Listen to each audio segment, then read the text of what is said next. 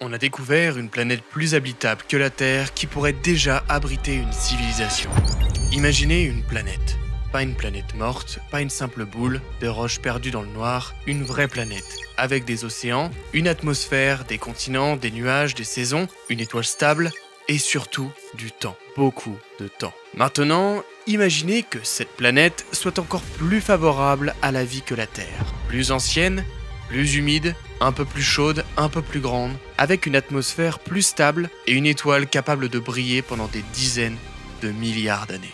Et là, une question presque dérangeante apparaît. Si une planète comme ça existe vraiment, est-ce qu'elle pourrait déjà abriter une civilisation ?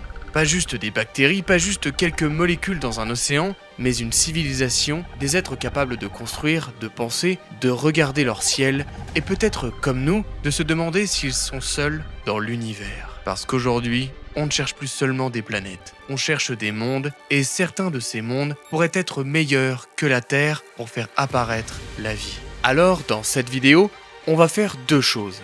D'abord, on va regarder ce que la science découvre vraiment, les exoplanètes, les mondes habitables, les planètes qui pourraient ressembler à la Terre ou même la dépasser. Et ensuite, on va imaginer une planète et elle s'appellera Aurore. Aurore n'est pas une planète officiellement découverte, c'est un scénario scientifique, un monde imaginaire mais construit à partir de ce qu'on sait de la Terre, de la biologie et de l'évolution de l'astrobiologie. Et là, j'ai une question simple. Comment passe-t-on d'une planète vide à une planète vivante ? Et comment passe-t-on d'une simple cellule à une civilisation tout entière ?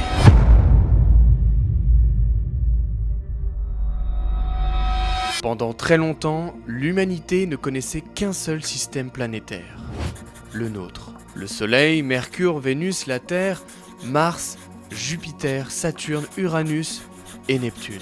Et pendant des siècles, on s'est demandé si d'autres étoiles avaient elles aussi leur propre planète. Et aujourd'hui, on le sait. Oui, autour d'autres étoiles, il y a des planètes et il y en a des milliers. On les appelle des exoplanètes. Une exoplanète, c'est simplement une planète qui ne tourne pas autour du Soleil, mais autour d'une autre étoile.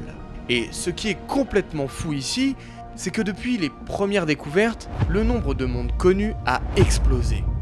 On a trouvé des géantes gazeuses brûlantes, des planètes rocheuses, des super-terres, des mini-Neptunes, des planètes qui tournent autour de deux étoiles, des planètes où une seule année ne dure seulement que quelques jours. Et même des systèmes entiers avec plusieurs planètes de taille proche de la Terre. Mais évidemment, toutes ces planètes ne sont pas habitables. Certaines sont beaucoup trop chaudes, certaines sont glacées, certaines sont écrasées par leur propre gravité, certaines ont probablement perdu leur atmosphère et certaines d'autres sont bombardées par les colères de leur étoile. Alors, les scientifiques cherchent des critères. Ils cherchent des mondes rocheux, à la bonne distance de leur étoile, avec une température qui pourrait permettre à l'eau liquide d'exister, avec une atmosphère possible et avec assez de stabilité pour laisser à la vie le temps d'apparaître. Et c'est ce que l'on appelle souvent la zone habitable. Mais attention toutefois, parce que la zone habitable ne veut pas dire qu'il y a de la vie obligatoirement. Cela veut dire que les conditions pourraient permettre à l'eau liquide d'exister à la surface si l'atmosphère est favorable. Et ça, c'est une nuance très importante. Parce qu'une planète peut être dans la zone habitable et être totalement morte. Mars est dans une région relativement intéressante autour du Soleil. Mais aujourd'hui, sa surface est froide, sèche et hostile.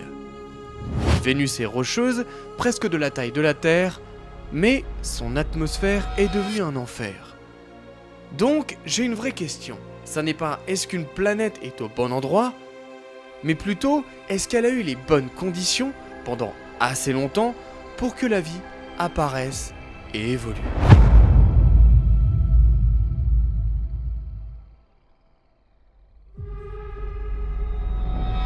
Est-ce qu'une planète peut-elle être meilleure que la Terre ? Et oui, parce que quand on parle de la vie dans l'univers, on prend souvent la Terre comme modèle. Et c'est totalement normal. La Terre est notre seule référence. C'est le seul endroit où l'on sait avec certitude que la vie existe. Mais il faut comprendre quelque chose d'important. La Terre est habitable. Mais ça ne veut pas forcément dire quelle est la planète la plus habitable possible. Elle est parfaite pour nous parce que, pour nous, nous avons évolué ici. Mais si on regarde froidement les conditions favorables à la vie, on peut imaginer des planètes encore beaucoup plus intéressantes que la Terre. Des planètes un peu plus massives que la Terre, capables de garder leur atmosphère plus longtemps, des planètes un peu plus chaudes avec davantage d'humidité, ce qui pourrait favoriser une biodiversité beaucoup plus riche. Ou alors, on peut imaginer des planètes beaucoup plus anciennes, qui auraient eu plus de temps pour développer une vie complexe, des planètes autour d'étoiles plus petites que le Soleil, qui vivent beaucoup plus longtemps. Parce que notre Soleil, lui, ne brillera pas éternellement dans son état actuel. Dans environ plusieurs milliards d'années, la Terre ne sera plus habitable comme aujourd'hui. Mais certaines étoiles, notamment les naines rouges, peuvent vivre beaucoup plus longtemps. Des dizaines, parfois des centaines de milliards d'années. Donc, je vous laisse imaginer une planète stable autour d'une étoile très durable, une planète qui aurait non pas 4,5 milliards d'années comme la Terre, mais 6, 7 ou 8 milliards d'années. Si la vie y est apparue tôt, elle aurait peut-être eu beaucoup plus de temps que nous, et c'est là que commence le vertige. Parce que sur Terre, il a fallu énormément de temps pour passer d'une planète jeune à une civilisation technologique. La Terre s'est formée il y a 4,5 milliards d'années. La vie simple est apparue très tôt dans son histoire, mais les animaux complexes, eux, sont arrivés beaucoup plus tard. Et les humains, encore plus tard que ça. À l'échelle de notre planète, notre civilisation est extrêmement récente. Donc si une autre planète avait quelques milliards d'années d'avance, alors peut-être que là-bas, l'histoire de la vie a commencé bien avant la nôtre.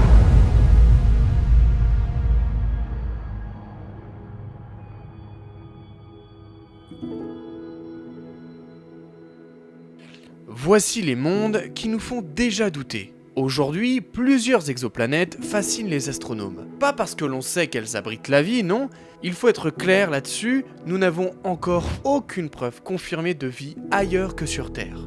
Mais certaines planètes sont assez intéressantes pour être étudiées en priorité. Il y a par exemple Proxima b. C'est l'une des exoplanètes potentiellement habitables les plus proches de nous.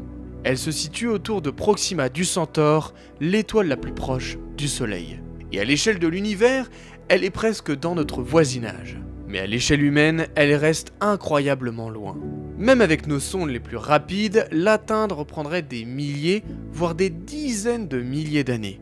Donc oui, elle est proche, mais proche en astronomie ne veut pas dire accessible.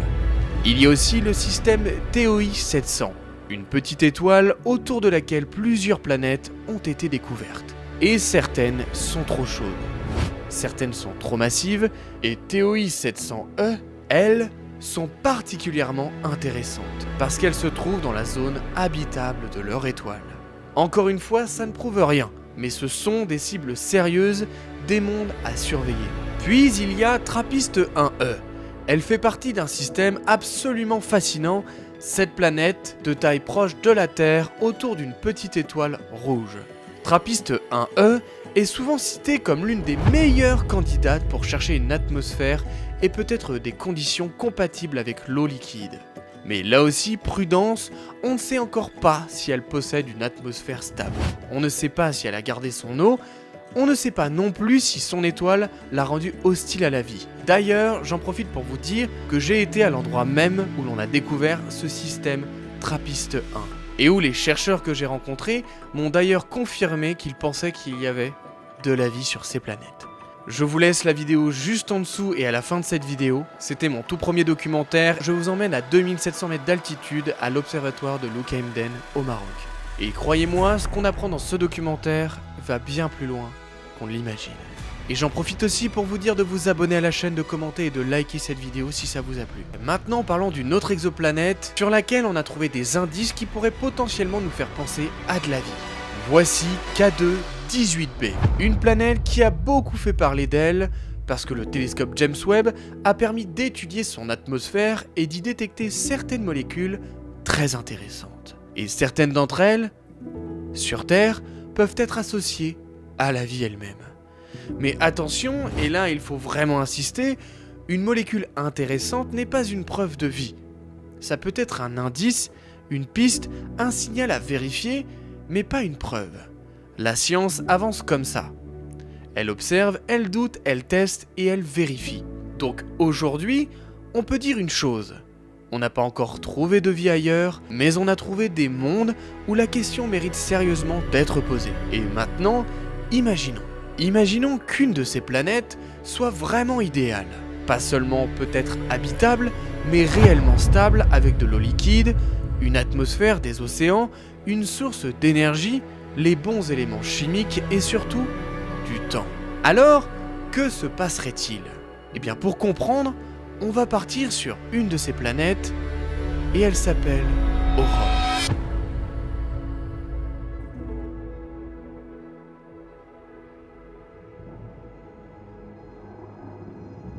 Nous arrivons maintenant sur cette planète parfaite. Imaginez cette planète rocheuse, un peu plus grande que la Terre, qui tourne autour d'une étoile plus calme que le Soleil. Pas trop près, pas trop loin, juste dans cette région où l'eau peut rester liquide. Et là, quand on regarde bien, à sa surface, il y a des océans, des continents volcaniques, une atmosphère épaisse mais pas écrasante, un champ magnétique qui la protège en partie des radiations, et une orbite assez stable pour éviter des variations extrêmes. Et pour que la vie apparaisse, il faut plusieurs ingrédients. Le premier, c'est l'eau liquide. Mais du coup, pourquoi l'eau est essentielle à chaque fois ? Parce que la vie, au fond, c'est de la chimie. Et pour que des molécules se rencontrent, réagissent, s'assemblent, il faut un milieu où elles peuvent circuler. Et l'eau joue ce rôle. Elle permet aux molécules de se mélanger entre elles, de se croiser et de se transformer. Le deuxième ingrédient maintenant, c'est une source d'énergie. Et on a de la chance parce que sur cette planète, sur Aurore, il y en a plusieurs.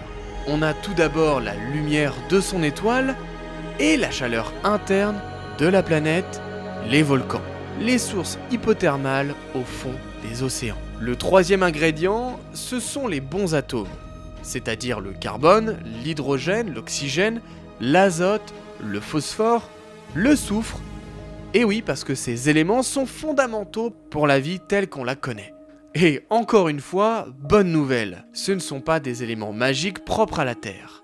On les retrouve partout dans l'univers, que ce soit dans les étoiles, dans les nuages de gaz, dans les comètes et dans les planètes. Maintenant, le quatrième ingrédient, c'est le temps. Et c'est peut-être le plus sous-estimé, parce que la vie n'apparaît pas comme dans un film en quelques secondes. Sur une planète, il faut des millions, parfois même des centaines de millions d'années pour que des réactions chimiques finissent par produire quelque chose de vraiment nouveau. Et sur Aurore, ce temps existe. Alors, l'histoire peut maintenant commencer.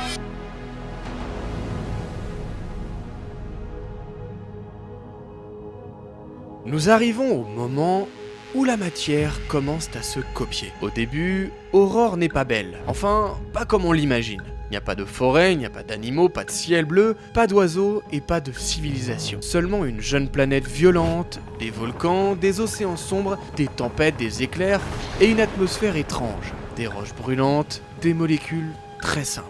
Et par contre, si l'on va au fond des océans, près des sources hydrothermales, quelque chose est en train de se passer. De l'eau froide rencontre de la chaleur volcanique, des minéraux remontent des profondeurs, des molécules simples se heurtent, se combinent, se séparent, puis se recombinent.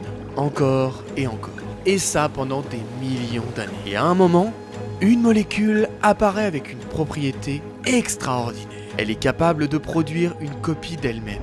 Alors bon, pas parfaitement, pas proprement, pas comme une machine moderne, mais suffisamment, et ce détail change absolument tout. Parce qu'à partir du moment où une molécule peut se copier, il peut y avoir des erreurs. Et certaines erreurs peuvent être utiles. Une copie se dégrade vite, une autre survit plus longtemps. Mais une autre se reproduit un peu mieux. Et petit à petit, les molécules les plus efficaces deviennent beaucoup plus nombreuses. C'est littéralement le début de quelque chose qui ressemble à l'évolution. Pas encore la vie comme on l'imagine, pas encore une cellule, mais déjà une logique. Ce qui se copie mieux devient plus présent. Et ça, sur des millions d'années, certaines de ces molécules se retrouvent enfermées dans une petite bulle formée par des membranes. Ces membranes les protègent, elles concentrent les réactions chimiques à l'intérieur. Et un jour, sur Aurore, quelque chose existe. Une structure minuscule, simple, fragile, mais capable de se maintenir, d'utiliser de l'énergie, de se reproduire, et ça sera la première cellule. À ce moment-là, Aurore n'est plus simplement une planète, elle est vivante. Pendant très longtemps, il ne se passe presque rien. Et là, on pourrait croire que tout va aller très vite. Mais pas du tout. C'est justement ça qui est complètement dingue. La vie reste simple. Pas d'animaux, pas de plantes, pas de créatures intelligentes, seulement des microbes, des cellules minuscules dans l'océan. Pendant des centaines de millions d'années, puis plus d'1 milliard d'années, et pourtant, ces microbes vont accomplir l'une des plus grandes révolutions de l'histoire d'Aurore. Ils vont apprendre à utiliser la lumière. Et c'est exactement ça que l'on appelle la photosynthèse. En gros, pour faire simple, certaines cellules trouvent un moyen de capter l'énergie de leur étoile pour fabriquer leur propre nourriture. Et c'est gigantesque, parce que l'énergie d'une étoile devient disponible à grande échelle. La vie peut se répandre, elle peut coloniser les océans et elle peut devenir plus abondante. Mais il y a un problème. Cette photosynthèse produit un déchet, un gaz que l'on appelle l'oxygène.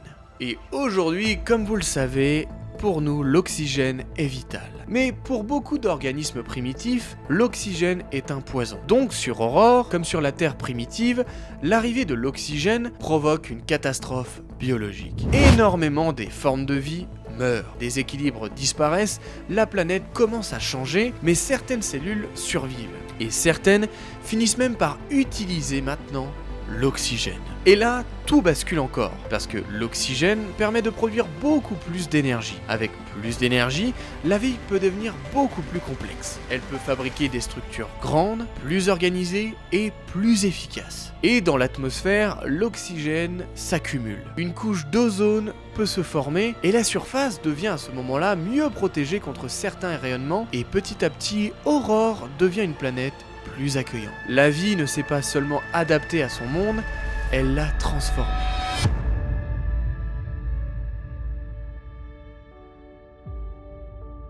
Bien plus tard, dans les forêts d'Aurore, certaines créatures changent.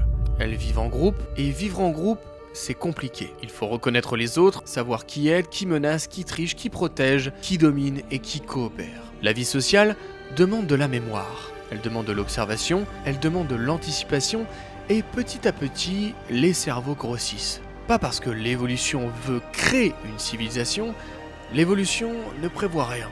Elle ne vise aucun objectif, mais dans certains environnements, être plus intelligent peut aider à survivre. Mieux communiquer, mieux coopérer, mieux transmettre, mieux apprendre. Puis, un jour, quelque chose apparaît. Et c'est ce que l'on appelle un langage. Alors pas forcément comme le nôtre, pas forcément avec des mots humains, mais un système capable de transmettre une information précise. Et le langage change absolument tout. Parce qu'avant le langage, chaque individu doit apprendre par lui-même. Avec le langage, un individu peut transmettre une autre expérience à un autre. Ne mange pas cette plante, un prédateur vit près de cette rivière, il y a de l'eau derrière cette montagne, ou voici comment fabriquer cet outil. Le savoir ne meurt plus avec l'individu, il s'accumule. Et quand le savoir s'accumule, une nouvelle forme d'évolution apparaît, on appelle ça la culture. La culture va beaucoup plus vite que les gènes. Une mutation biologique peut prendre des milliers d'années à se répandre, tandis qu'une idée, elle, peut traverser un groupe en quelques jours. Et à partir de là, tout s'accélère. Les outils, le feu, les abris, les symboles, les rites, les cartes, les histoires. Une espèce d'Aurore commence à comprendre son monde. Alors, qu'est-ce qu'on cherche vraiment? Quand un télescope observe une exoplanète, il ne voit presque rien. Parfois seulement une légère baisse de lumière quand la planète passe devant son étoile, parfois une minuscule signature dans une atmosphère. Parfois, quelques molécules, un signal faible, presque invisible. Et pourtant, derrière ce signal, il pourrait y avoir un monde entier. Derrière un point de lumière, il pourrait y avoir un océan. Derrière cet océan, une cellule. Et derrière cette cellule, une forêt. Et même derrière cette forêt, des animaux, derrière ces animaux un cerveau, derrière ce cerveau une pensée, et derrière cette pensée, peut-être bien une civilisation.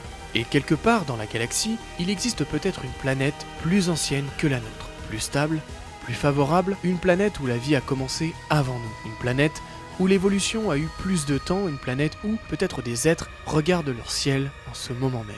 Et peut-être bien qu'eux aussi se demandent, sommes-nous seuls dans l'univers ? Hello tout le monde, bon, j'espère que la vidéo vous aura plu, j'espère que vous allez bien. N'hésitez surtout pas à liker, commenter cette vidéo, à vous abonner pour ne rien louper. Le documentaire sur Artemis va sortir très bientôt, alors je vous invite vraiment à activer la cloche des notifications, à me suivre sur Instagram, TikTok et sur les réseaux en général, parce que ce que je vous prépare, c'est juste complètement dingue. On continue l'aventure ensemble. Sur ce, c'était Indiana Space.